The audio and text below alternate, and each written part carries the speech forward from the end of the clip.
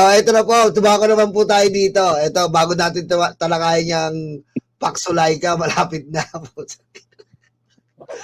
Ito po, Palas to BP Sara.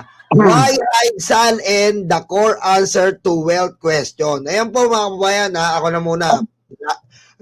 Ganito po, nagtatalong po ngayon ng Palasyo ang ating Yusek Claire Castro. Bakit mo nga naman talagang itatago po ang SALN? Tandaan po natin, ang SALN po, ginawa po ng ating sa gobyerno para po maging basihan, para po sa transparency, at para po sa kaalaman ng mga ordinaryong taong bayan. Tandaan po natin mga karayuma, mga kababayan, mga kabirador, ang mga politiko po ay wala pong karapatang magtago sa atin sapagkat sila po ay pasweldo natin. Para pong empleyado ninyo, kung meron po kayong company, hindi po pwedeng pinagtataguan ka ng iyong mga empleyado or mga pinapasweldo. Kailangan po bilang boss, tayo po ang boss, alam po natin ang ginagawa nila dahil pera natin ang ginagamit nila.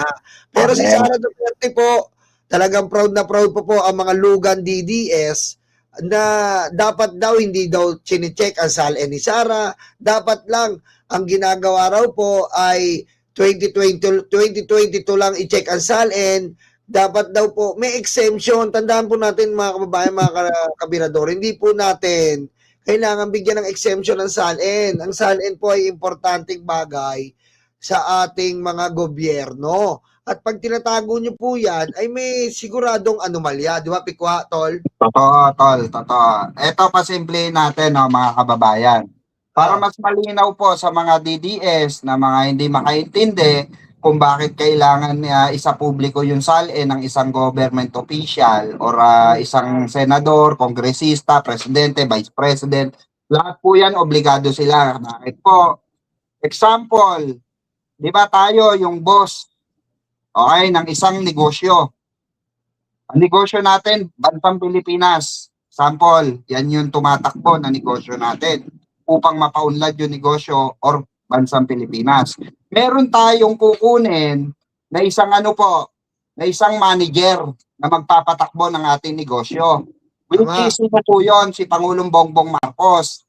Meron tayong kukunin na isang assistant manager na which is sino po?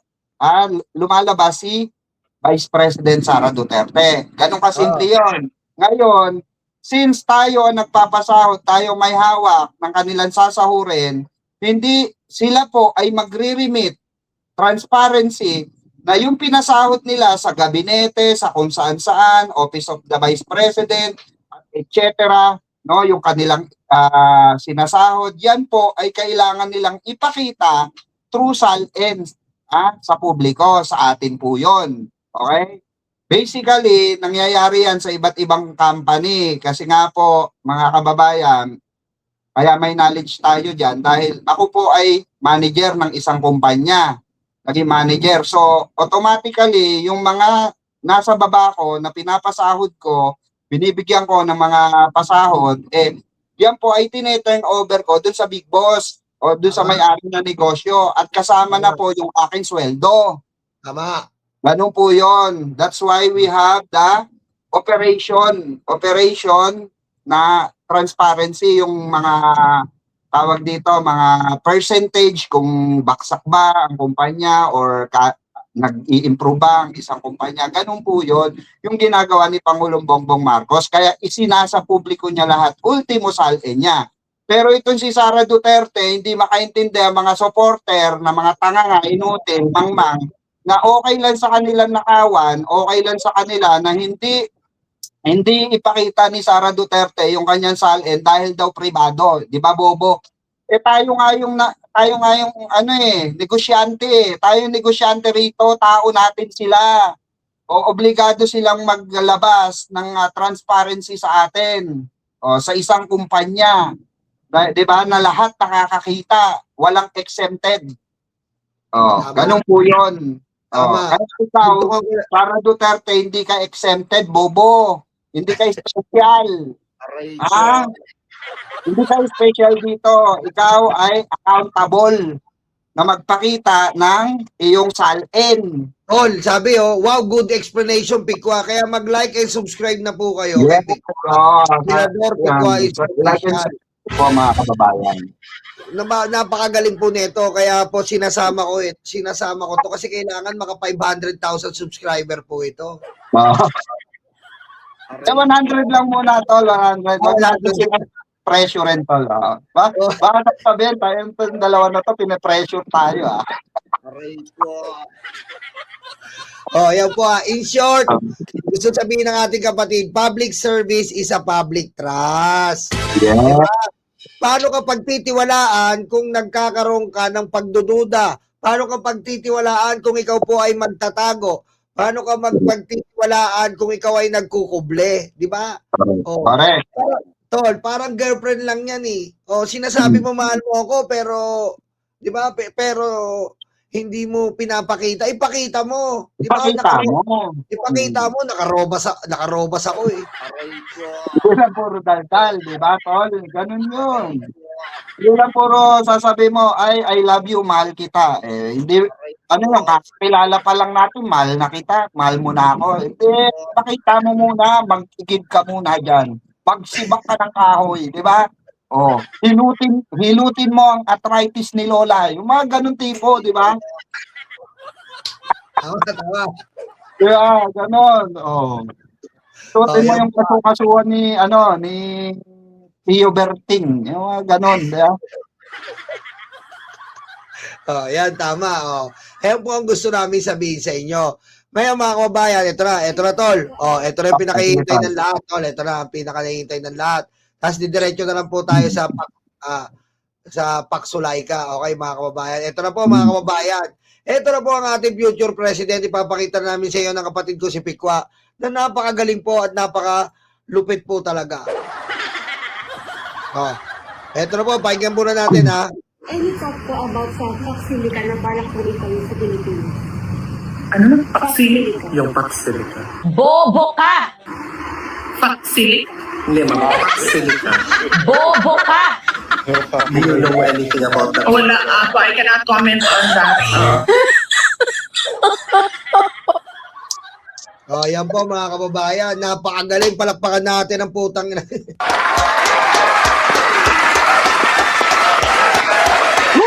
Wala akong masabi dyan. Grabe po mga kababayan ha. Ano daw? Alam mo, tol, pag napapanood ko yan, hindi ko maiwasan talaga matawa. Naaalala ko lola ko eh. Bakit? Takot ako sa pinisilin nung araw eh. Pag nilagay sa sugat. Yung tunog kasi yung paksili, paksi. Alam ko tunog pinisilin tol eh. Diba? Tsaka tol, tulog salicylic acid. Alam mo yung mga gawin na banggitin, tunog gamot eh, tol eh. Diba? Parang kulang nga, ano ba yung amoxicillin ba? Ano ba yung tablet, capsule? Dahil no idea ka, tol, diba? Ito po, isa na lang po may nagre-request po, isa daw po, hindi nila narinig. Tatahimik muna kami. Any talk po about sa Paksilica na balak po ikaw sa Pilipinas? Ano na? Paksili? Yung paksilica. Bobo ka! Paksili? Hindi, ma'am. Paksilica. Bobo ka! Do you know anything about that? Wala ako. I cannot comment on that. Kita nyo mga kababayan, ano man sabi nyo ngayon dyan? Mga DDS, paano na yan ngayon mga kababayan, mga karayuma?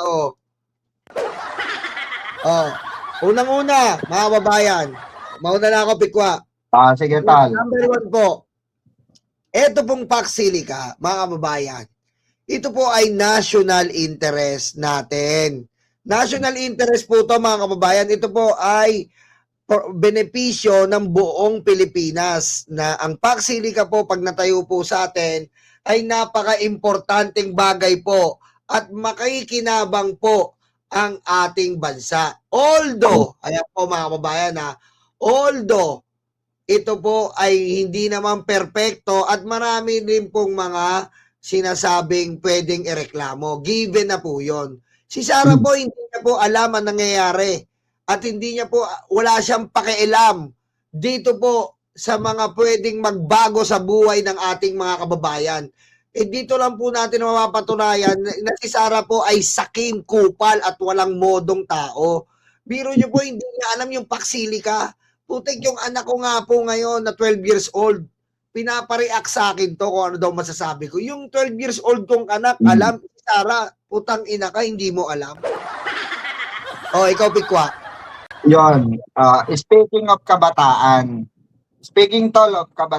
ang anak ko, no, eto kakarating nga lang galing eskwelahan. Ang anak ko tol na panganay ko is IT, ano siya no, IT yung kinukuha niya. Sabi niya, Daddy, gaano ba ka-effective yung paksilikang pinag-uusapan ngayon? Naging topic daw nila ngayon sa eskwelahan. Ngayon lang.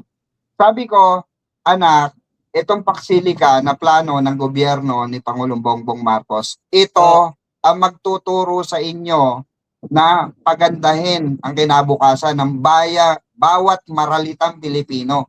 Kasi kayo makikinabang dito, hindi kami na mga matatanda. Kayong mga fresh graduate at kayong mga ngailangan ng trabaho sa mga susunod na panahon. Dahil kayo ang target nito. Yung mga yung sinasabi ko, doon pumapasok yung makabagong henerasyon or evolusyon, no, ng bagong Pilipinas. Oo. Napakaganda po nito mga kababayan sa totoo lang kung iintindi natin bakit po although sinasabi nga ng mga kritiko, no, na may ayaw, sabi nila may mga side effect ito. Common na po 'yon yung side effect. Pero ano po ba yung reflection nito sa atin? Isa po tayo kasing kulelat na. Sa totoo lang kulelat na pagdating po sa mga ganitong klase ng mga AI, mga ginagamit ng mga TV, mga aircon, etc. kung ano-ano pa. Ito po, dito papasok yung mga makabagong instrumento na gagamitin natin dito mismo sa ating bansa. Na hindi na natin kailangan pa na mag-angkat pa kung kani-kaninong Poncio Pilato dyan. Tama. Ang tendency pa nga niyan, mga kababayan, makakabuti sa ating mga maralita. Bakit? Yung hindi maka-afford ng computer, example na lang, dahil mahal, magmumura po. Tama. Kasi wala nang taxi, hindi nadadaan sa port area. Lahat yan, dito na po gagawin yan.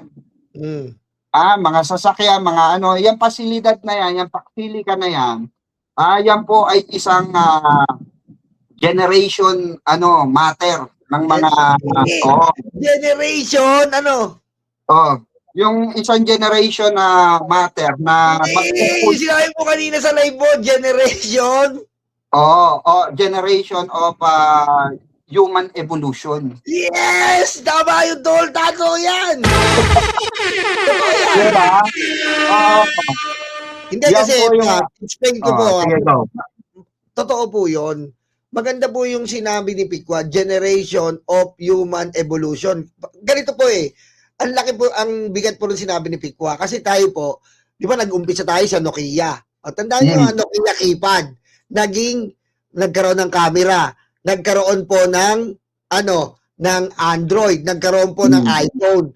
Yung po yung sinasabi ni Pikwa, generation of human evolution. Ibig sabihin po, human evolution in technology. Ibig sabihin po, kasama po tayo lahat dito sa malaki na naman pong pagbabago. Parang yung sa Nokia, to Android, to iPhone, nasaksiyan po natin ngayon yon. At nakita po natin ang enhancement neto sa ating kabuhayan. Hanggang sa napunta na po kami dito, ngayon nanonood kayo ng YouTube nyo, yan po yung sinasabi ni Pikwa na generation, human evolution in technology. Yun po ang masasaksihan natin ngayon. Tama po. Kala mo tinatawanan kita kanina? Nagulat ako. May isip ka palang ganon? Aray ko. Hindi tol, kasi alam mo tol, yun naman kasi alam mo naman may mga research tayong ginagawa bago natin italakay yung mga bagay-bagay. Oo, madalas ka magbasa ng Hoy, madalas ka magbasa ng Serex, di ba? Serex Encyclopedia. Aray ko.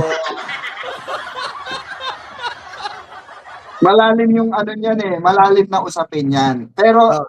ito real talk to tol. Real talk to mga kababayan. Oh. Alam niyo ba kung sino maaapektuhan lang yan? Yung sinasabi nila negative impact. Ang negative impact lang po niyan sa mga ano po, malalaking negosyante Tama. na namumuhunan dito sa Pilipinas. Yan po ang magiging epekto. Pero pagdating sa ating middle class, maralitang Pilipino, mabababa, nakapulungan, tayo po ang makikinabang, maniwala kayo. Dahil yan po ang target ng gobyerno ngayon. Hindi na natin kailangan na yung mga may utak sa atin na nagbibigay ng solusyon tungkol sa sa pag-andar ng mga sasakyan gamit ang tubig. Lahat yan ide-develop na po yan diyan. Okay? Magagamit po natin yan upang ma-develop ng mabuti yung ating mga inventor dito na nakikinabang lang ibang bansa. Imagine niyo nga, example, yung naka-invento nung sasakyan na drone tol na pwede mong sakyan, sino nakikinabang? Una nakinabang, Australia. USA. Kinuha nila USA sa Australia. yung Pilipinong nag-invento. Hmm. Instead na tayo, pero kung meron tayong pasilika noon pa, di ba meron na tayong pasilidad na ganyan, na kayang gumawa ng ganyan, tayo ang una nakinabang dyan. Hindi, Diba? ito po yan, mga kababayan. Na-invento po yung computer. Meron din pong side effect. Alam po natin yan, maaaring lumabo mata mo, maaaring magganyan. Ang baksilika po, may side effect po, inaamin natin, hindi po perfecto yan. Maaari pong kumonsumo tayo ng tubig. Maaari pong kumonsumo tayo ng kuryente. Kaya nga po nilalatag sa atin ni BBM ang nuclear power plant. Diba? Doon na papasok yung tol. Welcome, Tol Takero. Nakasalang ka, Tol. Oo, nakasalang ako. Ayan ha. Shoutout ka muna, Tol. Maganda kasi yung topic kaya napakyat si tol. Oo, napakit ako. Oo, shoutout muna sa mga nanonood So, medyo may na-internet ko pero ito, saglit lang ako pero kunwari kayo si Alvin the Tourism, di ba? Na-interview nyo si Sara Duterte, na nakita nyo nagkamali. Ilalabas pa ba yung video? Hindi, Kaya nga, Sa bobo nga, men. O kunwari, isa pang metaphor. Kunwari, si Yolo, in-interview si Vice Presidente Bongbong Marcos, tapos mali-mali sinabi, hindi namin ilalabas yan eh. Hindi na, boy. Kaya nga ganyan yan si Alvin Tourism, basta ma-interview niya lang si Sara, di niya na filter kung ito ba yung makakabuti sa kanila sinusuportahan. Importante yung mga... Ito, Tol. Ito, Tol. Katulad natin, Tol. Katulad natin, namatay yung kaibigan natin si Mima. Nakakausap natin yung NBI, nakakausap natin yung police. Ilalabas ba natin? Hindi. Pinifilter natin, di ba? Natin, boy. Hindi ganun si Alvin. Tanga ka, Alvin. Puro ka kasi patira sa puwet eh. Hindi mo, bro, sorry. For siya content. For the content kayo eh. Basta content lang. Ipopost ko nga yan. Alvin and Tourism ang nagpatalo bilang presidente kay Sara. Putang inang baklato. Ay, wait lang. Sige na. Mukhang nag-overflow si Takero. Sige, tol. Salamat, tol Takero. Yung po yung sinasabi natin, mabalik muna tayo kay Sara bago natin ituloy itong Paksilika. Ganyan po sila mga kababayan for the content. For the kupal content. Sige, simulan mo muna pare. May kukunin lang ako para ma-rebat natin to. Yun nga, regarding doon sa sinabi ni Boss Take, totoo naman eh.